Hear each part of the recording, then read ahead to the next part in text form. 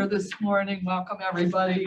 Calling to order at 8:30. If we can have a roll call, please.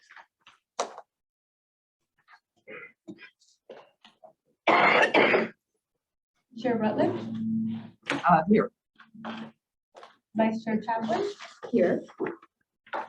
Member Wachowski. Member Hart. Member LaPlante. Here. Member Phillips. Here. We do have a quorum, correct? I'm trying to. Okay, good.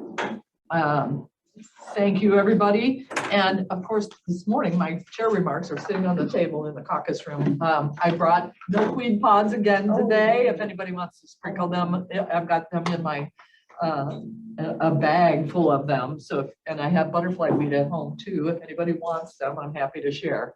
So, milkweed or butterfly? Butterfly weed. Okay, cool. Other than that, we have several presentations this morning, so let's move along to that. Do we have any public comment? No public comment? Approval of minutes, if I could have a motion on the Tuesday, October 4th, 2022 meeting minutes, please. Second. All in favor? Aye. Motion approved. Staff reports. Okay, Right so in my Austin eye. is going to give you a quick little update on what we're going to be doing for America Recycles Day Good morning, Austin. on our social media platform. Do you need the handout? I think Okay. we have it. So for America's Recycles Day, their focus this year is about the economic impact, which includes resources, kind of job creation, less stuff going to the landfill, all of that. So our focus kind of this year is day one, kind of talk about America's Recycles Day that's coming up, kind of get people in the know. And then kind of day 2 and 3 go about kind of the waste reduction aspect of the landfill, generating less cost by less waste going to the landfill, more material recovery, that kind of economic impact. And then a contamination video talking about, well, really, if you contaminate recycling, that's less to recycle, more cost to people, worse for the environment and whatnot. And then day 4, kind of mentioning people that take the pledge, kind of be more mindful about recycling and some recycling tips and whatnot. Day 5, which would be November 15th, America's Recycles Day, kind of talking about the day in general, going to the page, posting some material. And then day 6 would be just talking about recycled material in terms of actual products you can purchase and more recyclable materials such as glass, aluminum, and whatnot. That has a high recycling rate and kind of saves a lot of energy and material, raw material. And that's kind of the run through of what we're going to do for that day. So pay attention to DuPage social media, share and share widely, please. I will also send you the postings here just so you can see what we have as far as our Yeah, plan. and if you'd kind of, if you could send out a committee email for kind of the schedule of those postings and however many times we can remind people that that's coming out and to share, that would be appreciated. Let's see. Next is a presentation on the DuPage County Solid Waste Management Plan 5-year update. So today we have Walter Willis. Walter. Has been working with Phil Kowalski with Aptom. You guys have seen them a few times now when they've talked to our committee. So today Walter is going to go through our draft. Yes, it's draft intentionally because it is our draft plan, which then we want to talk to you today about putting this out for public comment. So with that, I will hand it over to Walter. Thank you, Joy. Well, good morning, everyone. So you guys did your first plan in 1991, and you've been very religious about doing your 5-year updates. And you're one of the few counties that does that. So obviously you take it very seriously here in DuPage County.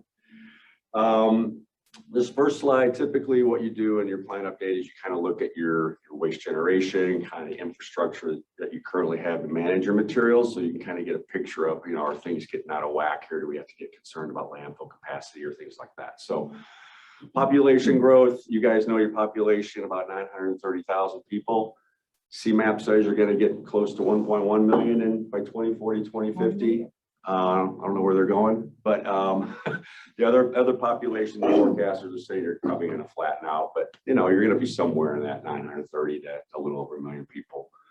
Your quantities, you know, we've got some really good data that Aptom has created over the time, but no surprise here. Waste generation is very much tied to economic.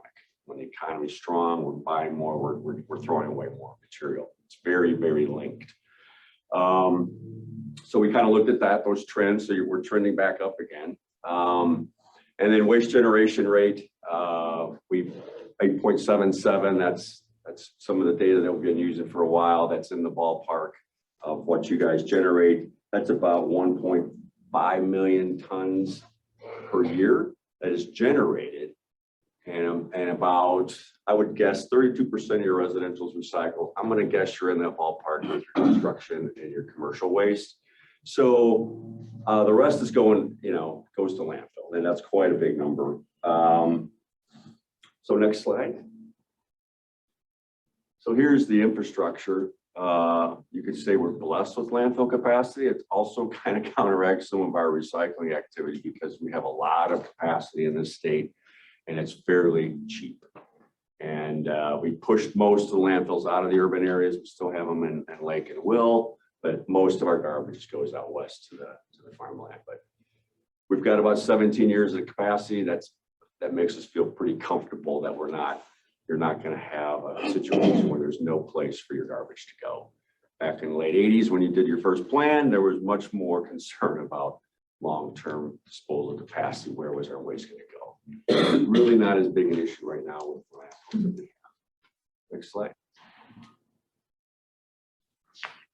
This again are two more maps showing infrastructure. The one on the left is solid waste transfer stations. That's where the packer trucks will bring the waste and then they put it on a larger truck so we can more efficiently long haul it out to those landfills that are way out there by Rockford. So we've got a lot of transfer stations in Cook, not so much in DuPage. Really, DuPage County, because of the state law that says you have to have 1,000-foot setback from any residential dwelling or any property zone residential. You start doing the ARCs in DuPage County, there's not a lot of sites for a garbage transfer station. That's one of the reasons why you really don't have any. But you're well served by the ring of them around you. And West Chicago is looking at a second transfer station. LRS filed an application in September here. There'll be hearings in December. That would bring another piece of infrastructure and more competition in DuPage County in theory. The one on the right is more the waste diversion facilities. You are blessed with one of the few household hazardous waste facilities in your county. And one of the things you really don't have are compost sites. Again, that's because you're so built up. And a MRF, but you used to have one of the very first MRFs in the area in DuPage County, but now they've moved around to different parts. But we're actually, the Chicago market is blessed with our recycling capacity and the competition that we have amongst the facilities. So we're fairly well served on the MRF sites. Next slide. So now we get more into some of the policy that we want to kind of run by this committee and ultimately the county board. One of the things we did in this updated part of our scope was to kind of put a greenhouse gas lens on what's recycling really accomplishing here in DuPage County. Well, it's accomplishing quite a bit by not going to virgin materials to make our packaging and our products. We basically removed, 227,000 metric tons of CO2 equivalent, and those equivalents on cars and homes just kind of put it in perspective for you. So the message here is the more we recycle, the better it is for reducing greenhouse gases. So that's a very strong incentive. We used to recycle because it was saving landfill capacity and resources, right? But now we're more focused on climate change and greenhouse gases, and we can actually, through US EPA has got a very good computer model that they continue to update that really does take into consideration going to virgin materials for metals, et cetera, versus recycling.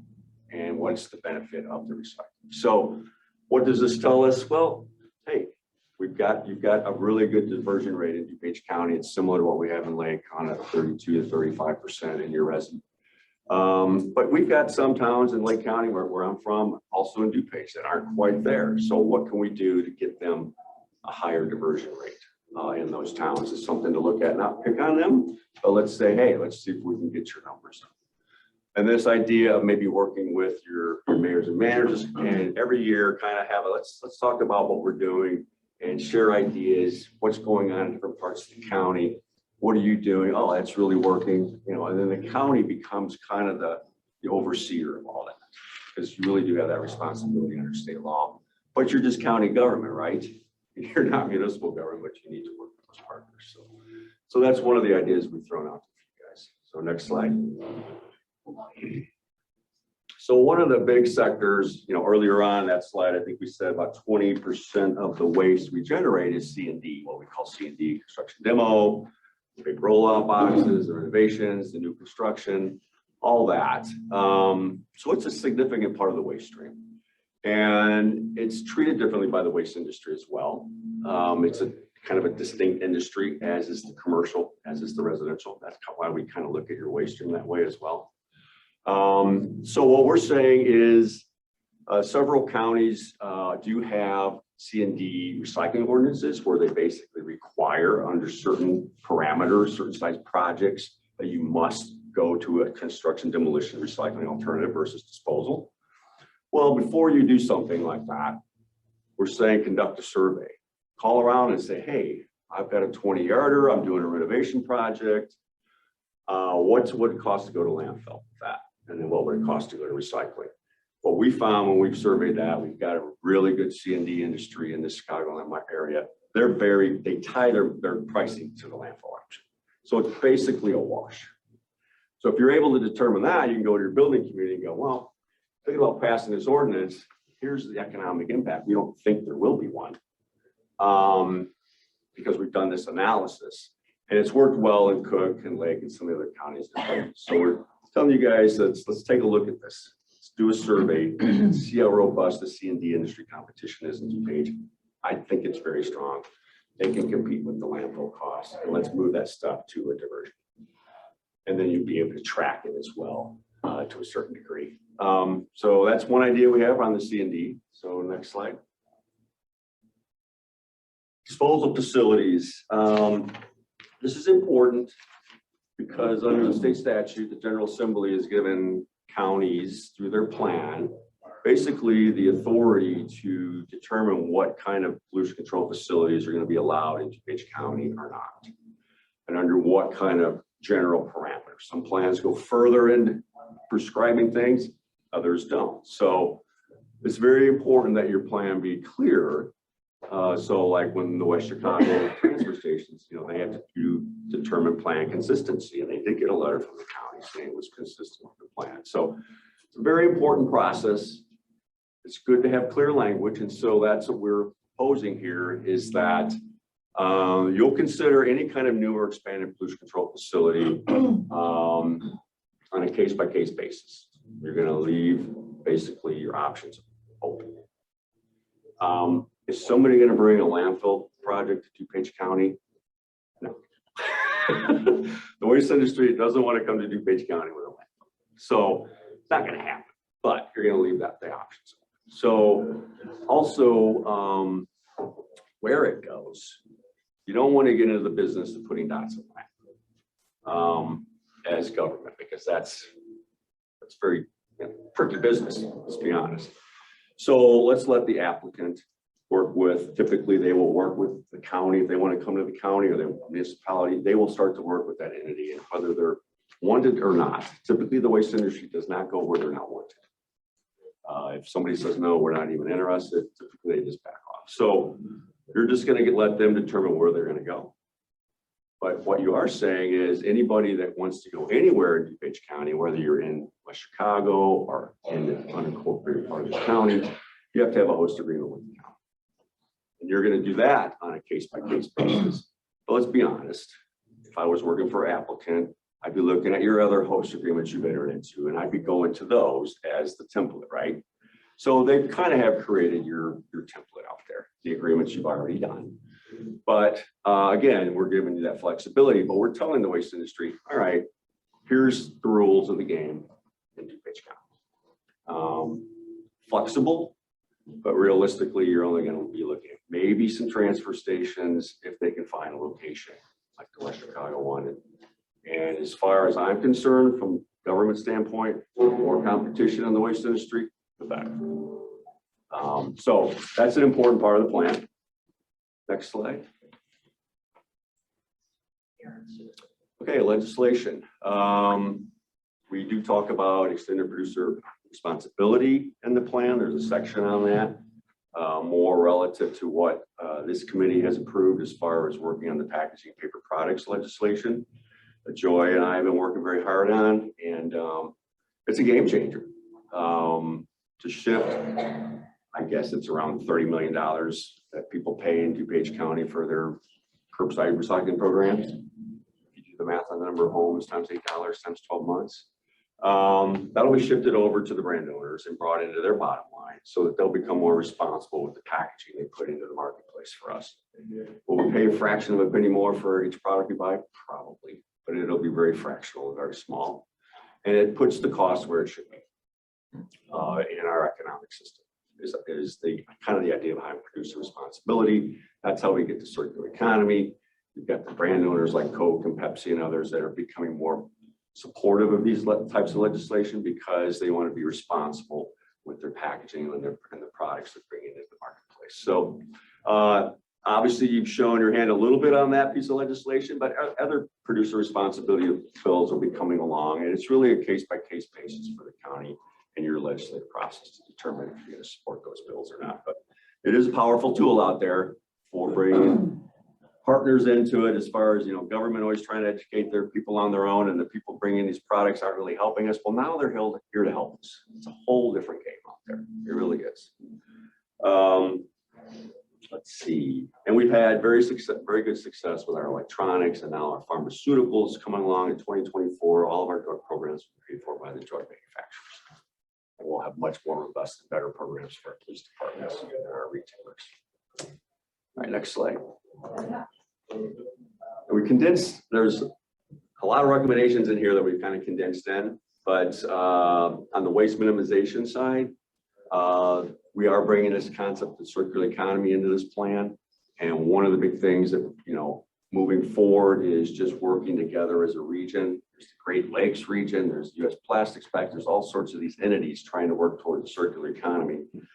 DuPage County, plug into some of that and get active with some of that. And where I see some opportunity is in material reuse and materials exchanges and things like that are starting to get some momentum when we can bring things back in the economy instead of just wasting them. And then you're going to see this constant theme of the online education videos. We do believe that if they're marketed right and people watch them, they're a very, very powerful way to get people's attention and educate them really quickly. So waste minimization is very important.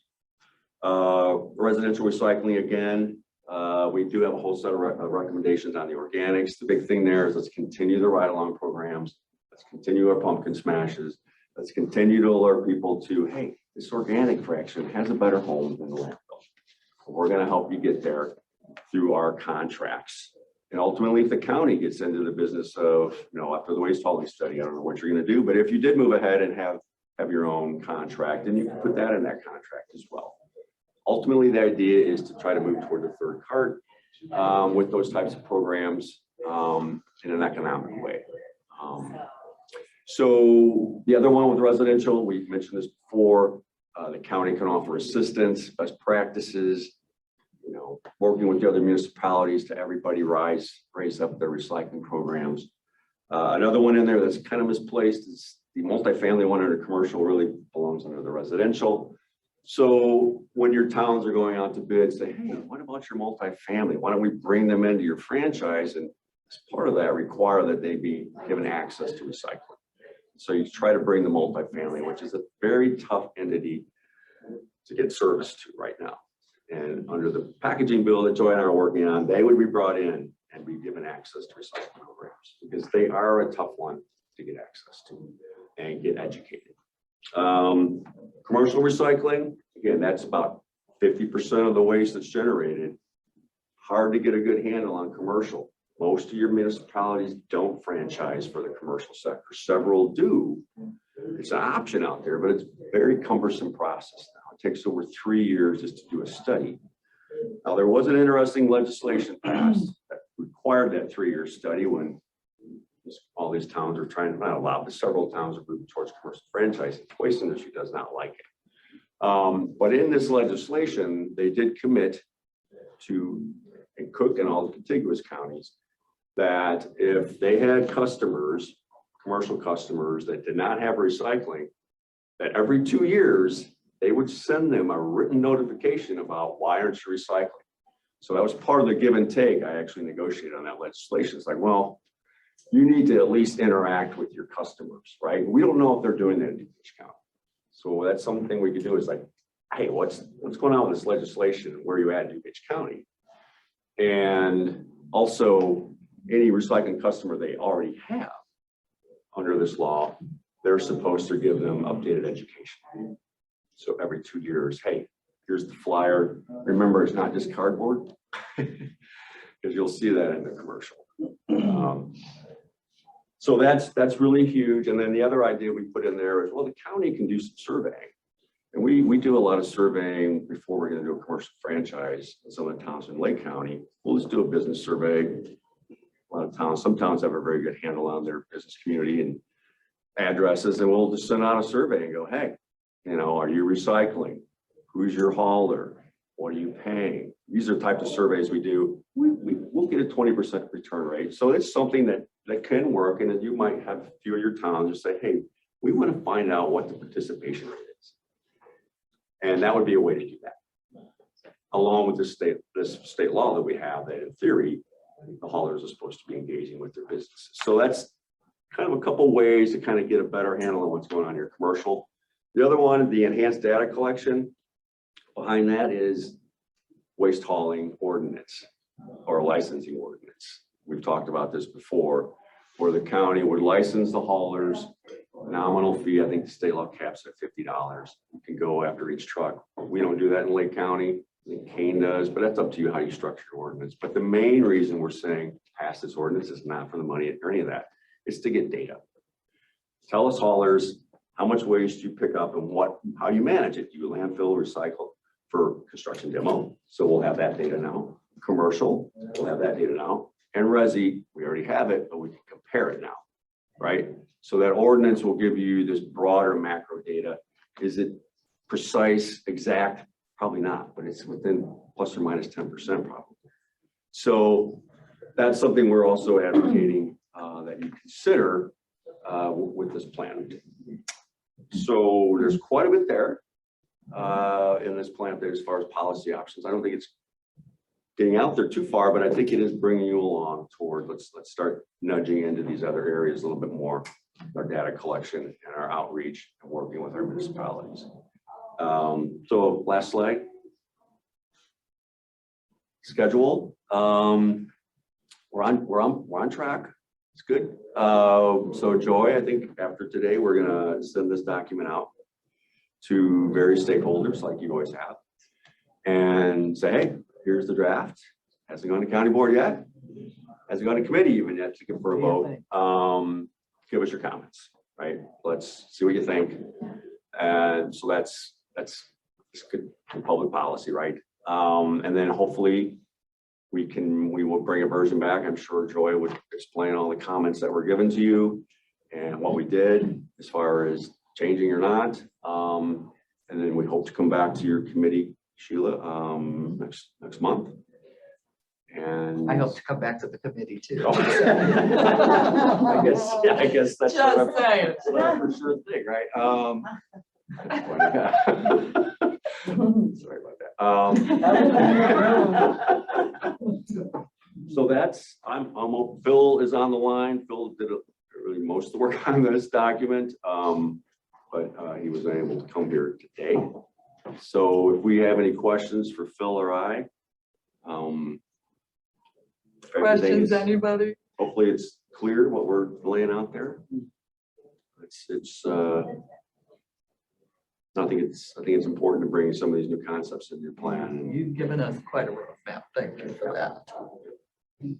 So Anybody today, we else? just wanted concurrence from the committee that you're okay with what we are presenting so far in draft form, and then we'll bring back comments. Great. Sounds good. All right. Do you want to talk about the survey to the residents about their waste hauling maybe next month? Maybe next month, yes. That We might are, dovetail better. and real quickly, yes, I did want to address that. So we have had an amazing response. You know, I think had hopes of getting between 300 and 500. We were We're at nervous. 1,300. So we have far exceeded our expectations on the survey. I'm still getting, and it's been what, 2 weeks? Still getting 20 to 30 a day. Nice. So we don't want to close it. We really want to make sure that every person's voice is heard. So we're going to kind of sit with it until it starts to trickle down to nothing, and then we'll go ahead and close it. And Yeah, I think it'll be very informative for you as you ponder this decision of yours. So, Question. When you say it's going out to stakeholders, how do you determine that list? And is it public? Is there something on the website that if we were to get it, we could forward to stakeholders? I will put the plan on the environmental division's page of the website for any user to come in and look at and provide comments. We also developed a list of, it'll go to the municipalities. I will send it to the waste haulers. We talked yesterday about all the waste haulers that are active within DuPage County, anybody who has a recycling facility and such. We will Yeah, I just saw environmental groups out there and I'm like, good list. So send it, yeah, man. Yeah, Get it out there. Absolutely. That list to join. Yeah, yep. I can just pass it on. The more the merrier. Great. All right. No other questions? Thank you so much, Walter, for coming this morning. Next, we have our presentation from Scarce. Everybody. Good morning, Kay. So I know that we got a lot to cover in a short time, but the city of Edison has done just an incredible job with energy conservation and water quality and all kinds of things. So we were grateful that they did all the steps to earn their water quality flag as well as the earth flag this past September. Go ahead. So in Tunis, that flag ceremony for both water and earth flag was last week, I think, October 6th, whenever. Wow, you guys, that company, if all of their companies could do what they are doing, it is incredible. I think everybody left there wanting to cheer them for the steps that they have taken to protect the environment, to make even the equipment that they make for the customers that buy their equipment energy efficient. They have just looked at everything. We have over 900 solar panels on their roof. They're just an incredible company. So they're in Carroll Stream. If you guys ever have an opportunity to have them give you a small tour, it really just an incredible asset to our county. The education, we did programs in English and in Spanish for their staff. Incredible group, just incredible company, dedicated really to protecting soil, water, air. They started food scrap composting, both for their product that they make, where they toast hamburger buns and so forth, and test those. So those get to be composted as well as for all of their staff. And then Now Foods received their recertification earth flag this past Friday. And thanks for being there. And they've got 2 other facilities. So the Roselle facility will get their second recertification flag coming up next year. Go ahead. So the staff trainings, you guys, we're finding more and more need to have, and we're delighted to have programs in Spanish. So Chicago Glue and Machine in Itasca, again, 1 staff training in English, 1 staff training in Spanish, Tunis the same. For each of these businesses, at least 2 programs and virtual as well. So it makes it really kind of complicated to do English, Spanish, and hybrid kinds of programs, but we're grateful that we have staff and that the companies are interested in doing that and giving us an incredible amount of time. Each of our programs is at least 1 hour. So we're grateful for that. So the Where's Away exhibit has been in a lot of libraries, and this is in the Wooddale Library. So many months, you guys, we have 2 libraries that would like it, especially April and May, March. So we got a grant from the DuPage Foundation to duplicate the Where's Away exhibit. So we're really grateful for that. So now we have one that will sometimes be at Scarce at least, and has the opportunity to be in 2 libraries at the same time. So go ahead. Community education, it's been really, really a busy fall. I think so many people are eager to be back into having programs in person, not virtually and not PowerPoints. So these are some of the big ones. It was very, very nice. Westmont gave me some recognition for helping them even before 1990. I was working with their environmental commission, so it's been a long time. So great opportunities. Go ahead. Downers Grove Library is working on their earth flag, and it's kind of cool. Their first interest is in getting food scrap composting for their staff. And that's the first time I think ever a library has started with food scrap composting. So we were pretty delighted in that, but they've already switched to LED lighting and done a lot of the big steps. So they're really going to have an easy path for their earth flag, but we're working on a location on their property to have a compost bin. So go ahead. Again, student education. We're really glad that the high schools particularly are back coming for tours and so forth. I just see that growing now, you know, if the viruses and so forth will stay down, maybe we can get back into the schools in a big way. Go ahead. So Edison Middle School is working on the recertification. They started before COVID, you guys, and then of course everything happened. So now all the students that they started with are all gone. So we did all 3 education programs again in their environmental club, and they came for a program at Scarce as well. And we did their entire staff again. So they had 50% new staff after COVID. Isn't that amazing? So that was a lot of new people, a lot of turnover, a lot of new people to talk to. And again, they gave me an hour, so that was really fabulous. And the green picture down there, that's their collection area for reuse and for recycling. I know Walter brought up reuse and getting exchange of materials, but look at that example. And that's in like a foyer area for the lunchroom. So everybody goes through there every single day. So everything from bread tags to holiday lights to books, it's really quite remarkable what they're doing there. Go ahead. So the recycling events, you guys, I think we'll have done 24 this year on Saturdays. So it's really been busy. Talk about reuse. This has so much reuse opportunities, everything from the Lions Club to the books that we get, the records that we get. Darien had done 2 recycling events with their library a decade ago. So this was their first new one with their Rotary heading it up. And the sheriff was there for syringes and EpiPens and pills, got over 250 pounds in that one time. So they did paper shredding, the Rotary funded the paper shredding. We filled 2 vehicles, a truck and a van with books. So it was really a great event. So we've got 3 more coming up. Carol Stream's doing one along with the Pumpkin Smash. Glen Ellen is doing one with their Pumpkin Smash. And then Christ the Servant Church is doing electronics and coats later in November. And I think that's it then. But it's been really a busy year of Saturdays doing recycling events. And so much gets reused this way. It is such an easy way for residents to get things dropped off all in one Saturday, go past a bunch of booths, vendors, get their stuff dropped off. It works really well. Go ahead. So we were delighted. We had a donation of 9 brand new 55-gallon drums with incredible bolts on the top. I mean, I've never seen such big bolts. The company that ordered them had ordered black. They were shipped white. They won't use the white. The company wouldn't pick up the white ones.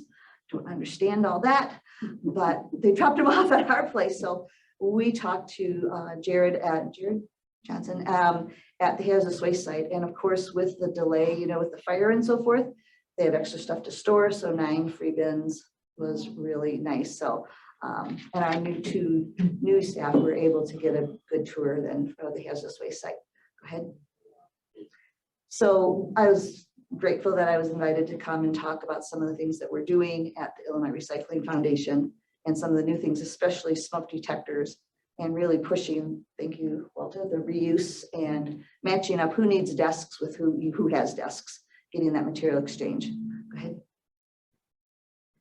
So the composting workshops, we did one at Scarce, and then the village of Roselle and their park district had me come out and do a program. So really talking about the curbside.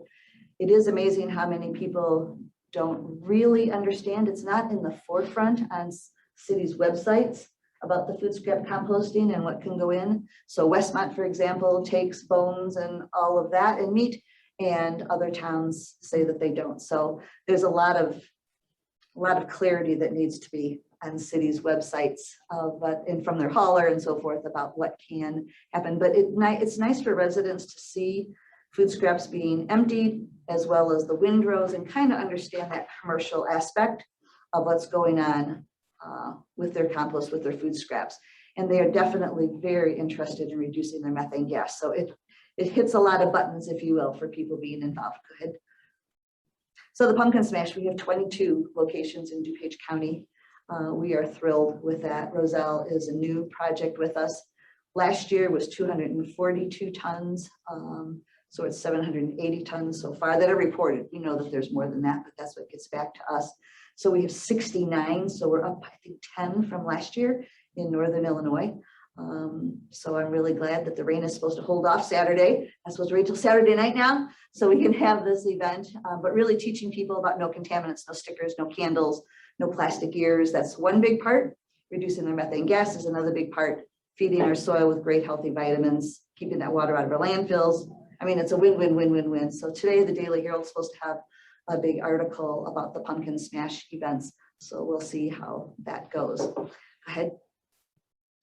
So program by the numbers, these are through October, community programs, teacher education, student education, community events, all those kinds of things. We're so lucky that we can take our programs out to locations as well as to have a big enough space to have people come into our locations. Go ahead. So the Solar Power Hour, we were able to host 2, and several of our volunteers came to the meetings, and then those folks are signed up to get their solar panels. So it worked out really nice to be able to offer 2 programs. Go ahead. So the open house for our anniversary, this is where it's so hard to understand what Scarce does if you don't come and see it for yourself. So the materials exchange, the desks, the tables, the chairs particularly that come in from offices and businesses that teachers need. We hear from teachers who don't have a chair for their desks, teachers who don't have desks. It's kind of amazing. So when people see our site, it's almost 19,000 square feet. It is packed, you guys. It is packed with things for reuse. We're lucky some of our volunteers, we call them twofers. We have volunteers who volunteer for Project Cure. So Arlene and Bruce come on Thursdays and they take any of our medical equipment that comes and gets it there.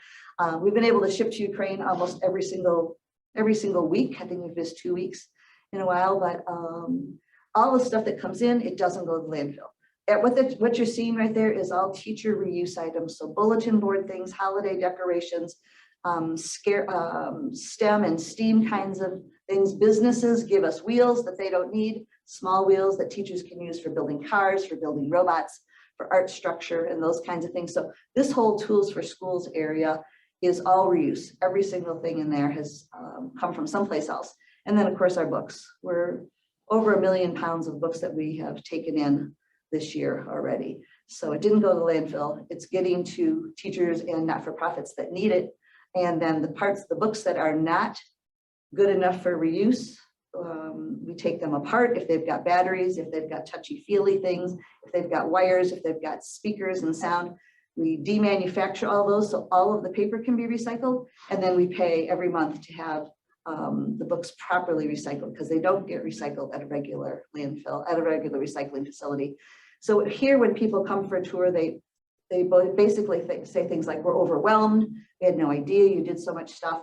So if you haven't been there to see it there. But when you talk about reuse, Walter, when you talk about getting things exchanged, equipment, furniture, it is amazing how much stuff businesses have, and they bring it. Most businesses don't even want a tax receipt. They're glad to know it's being reused by somebody. So we're grateful for that. And then finally in that part, we cannot take all of the desks and chairs and conference tables that businesses call us with. So we have an e-blast that goes out to not-for-profits who sign up for it. And we've been able to get conference tables here to the county and to churches and to schools, things that we never see. We don't get to weigh those. We don't know how much stayed out of the landfill, right? Because we didn't weigh that conference table. But it didn't come to Scarce because I don't have any more room. And the schools or the businesses or the churches or whomever arranged for that transportation, it still didn't go to a landfill. And so we love being the matchmaker, and we really like it when some stuff doesn't have to come to Scarce because we're full. Go ahead. So the cooking oil project is coming up. We're really glad that there will be so many opportunities for people to drop it off on the Saturday after Thanksgiving, as well as the 10 locations that are ongoing. West Chicago is looking at having more drop-off times at their public works.